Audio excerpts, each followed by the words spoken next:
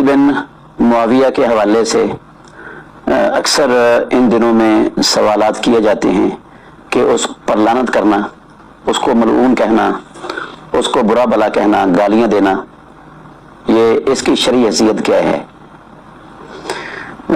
سب سے پہلی بات تو یہ یاد رکھیں کہ یزید کلمہ پڑھتا تھا، مسلمان تھا۔ وہ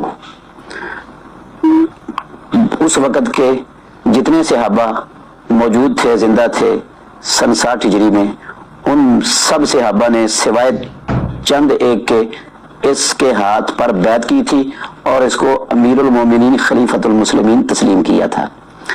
ویسے بھی رسول مکرم صلی اللہ علیہ وسلم نے فرمایا ہے کہ جو مسلمان فوت ہو جائے اس کے وفات کے بعد اس کو برا بلا کہنا چھوڑ دو، اس کو مت برا بلا کہو، اس کو گالیاں نہ دو، اس کی برائیاں بھی بیان نہیں کرو۔ تو یہ اس کو گالیاں دینا، اس کو برا بلا کہنا، اس پر لعنت کرنا اور جھوٹے الزام لگانا کہ وہ زانی تھا، وہ شرابی تھا، وہ کبابی تھا، وہ ناچ گانے والا تھا، یہ سب جھوٹ اور دجل ہے۔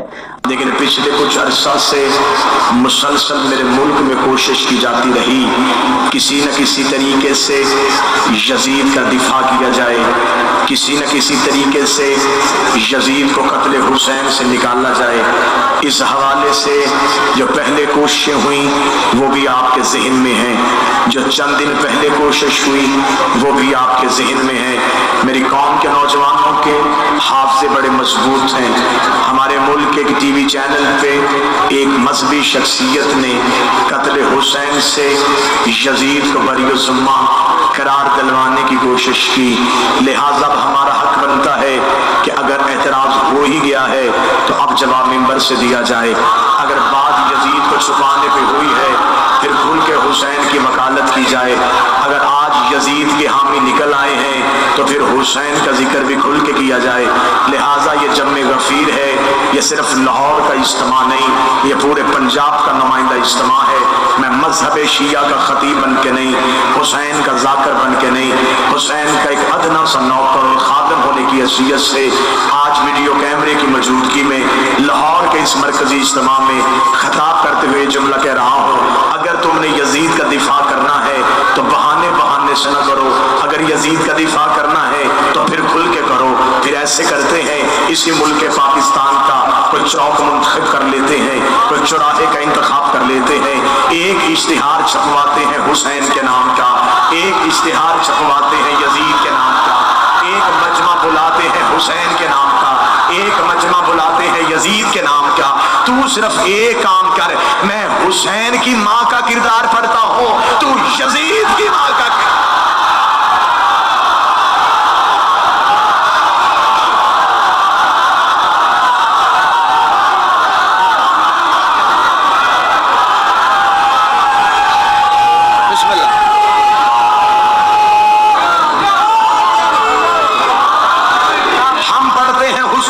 شجرا۔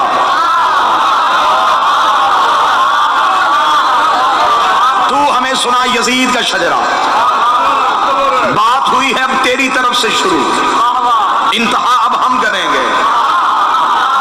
اب تجھے بتانا پڑے گا جس کا تو نے دفاع کرنے کی کوشش کی، کھل کے آ، یزید کا دفاع کرنا ہے پھر پورے دن کا مسلمان بن، چھپ چھپ کے یزید کا دفاع کیسا؟ پھر پڑھ یزید کا کردار پڑھ۔ ہماری آنکھوں کے سامنے ہم پڑھتے ہیں حسین کا شجرا، تو بتا یزید کا شجرا۔ حسین 3 شبان کو مدینے میں بطول کے گھر قرآن بن کے نازل ہوا، یزید شام اور حمص کے درمیانی علاقہ تدمر میں حاکم شام کے گھر عذاب بن کے نازل ہوا۔ یزید کا پیدا ہوتے ہی گھٹی شراب کی دی گئی، حسین نے پیدا ہوتے ہی رسول کی زبان چوسی۔ یزید کا نانا بجدل عیسائی خاندان سے تھا، حسین کا نانا سید المرسلین ہاشمی خاندان سے تھا۔ یزید کی ماں مسعود جس کے ناچ گانے کو پسند کر کے حاکم شام نے اس کے ساتھ نکاح کیا تھا، حسین کی ماں وہ سہرا تھی جو ایک لمحے کے لیے سجدے سے فراموش رہی، جس کے حیا کا نام قرآن تھا، جس کے نوکر کا نام جبرائیل تھا۔ یزید کا دادا ساری زندگی مخالفت رسول کرتا رہا، حسین کا دادا ابو طالب ساری زندگی حفاظت رسول کرتا رہا۔ یزید کی دادی ہندا جس نے رسول کے چچا حمزہ کا کلیجہ چبایا، حسین کی دادی فاطمہ بنت اسد جس کی قبر میں رسول لیٹا، جس کو کفن محمد کے کرتے کا ملا۔ یزید کا ایک ہی بھائی تھا جو پاگل ہو کے مر گیا، حسین کا بھائی حسن مسند امامت کا تاجدار بن گیا۔ یزید यजीद का शजरा खबीसा था, हुसैन का शजरा तैयबा था। यजीद फासिक था, मेरा हुसैन रोजेदार था। यजीद फाजर था, हुसैन नमाजी था। इसलिए 26 रजब को वलीद के दरबार में खड़े होके हुसैन ने ये जुमला कहा था, और वलीद लिख यजीद से, मैं तेरी बैयत करूं तो करूं कैसे? मेरे बाबे जैसा तेरा बाबा नहीं, मेरे दादे जैसा तेरा दादा नहीं, मेरी माँ जैसी तेरी माँ नहीं, तुझ जैसा मैं नहीं, मुझ जैसा तू नहीं। अपने लाखों लेके तू आ, अपने 72 लेके मैं आता हूँ। क़यामत तक के लिए हर हलाल ज़ादे को ये कहने पे मजबूर करूंगा, हुसैन जिंदाबाद है, यजीद मुर्दा।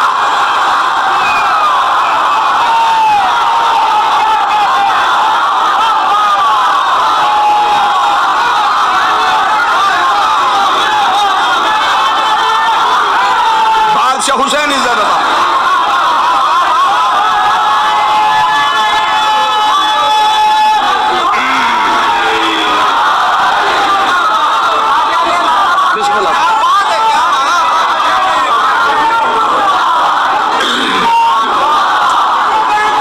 बिस्मिल्लाह।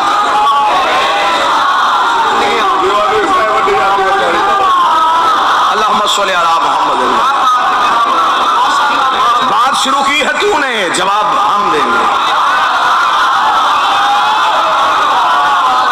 तेरे सारे मुफ्ती हैं, हमारे सारे कीमती हैं।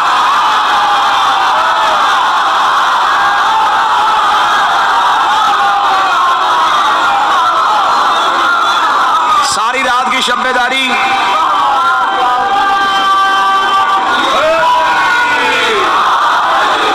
ये वकालत के हिस्से की नौकरी से नौकर के जिम्मे है।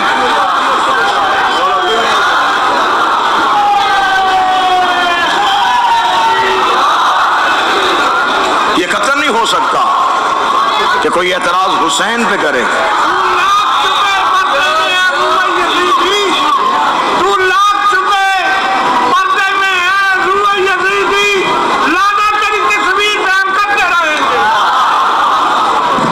खुलेगी हुसैन के कत्ल की फाइल।